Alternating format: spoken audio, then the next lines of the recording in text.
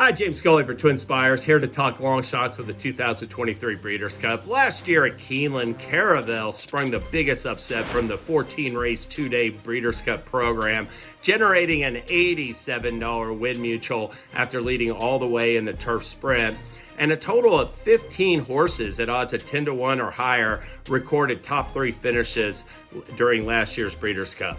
Now, there's some long shots this weekend that will run well in their respective races, and I've identified 5 long shots of interest for the 2023 Breeders' Cup. Let's get started in the Breeders' Cup Juvenile with number 8 General Partner, who really showed improved speed in the Champagne last time, breaking like a rocket to clear a lead. There was plenty of speed in that Champagne field, and General Partner was showing the way while clear down the backstretch in hand before grudgingly giving way to finish second.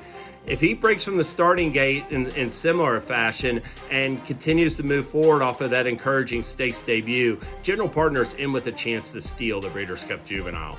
Turning our attention to Saturday, I'll start with number 7 Lindy in the filly mare turf.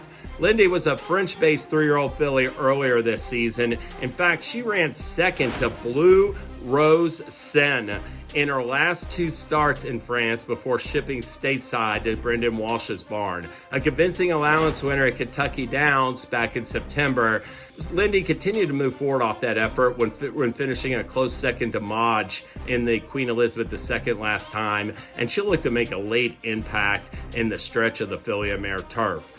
In the filly mare sprint, number 5, Kirsten Bosch is a 4-year-old filly for John Sadler, who is putting together her best form right now, recording a rallying second in the Rancho Bernardo before earning her first sprint stakes victory by taking the Grade 3 Chillingsworth early in October at Santa Anita.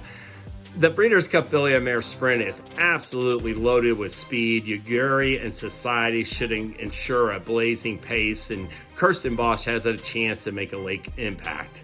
In the Breeders' Cup mile, number 1 Charl Spite is listed at 30 to 1 on the morning line, and he finished second at 55 to 1 in last year's mile.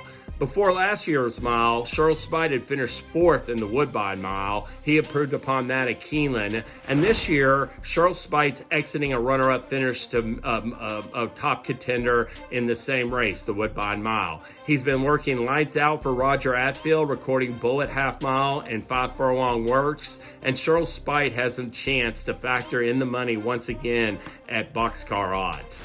And finally, in the Breeders' Cup Classic, number 6 Saudi Crown is a 3-year-old who has really come on in recent months for Brad Cox, earning his first stakes victory, leading all the way in the Pennsylvania Derby last time out. And Saudi Crown won the post draw with the other speed in the field, Arabian Night, who must start from post 12 with another speedy rival and Bright Future right to his inside in the starting gate.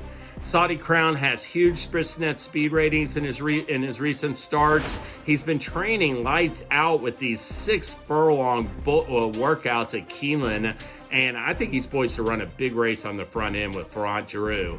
Best of luck with all your bets in the 2023 Breeders' Cup.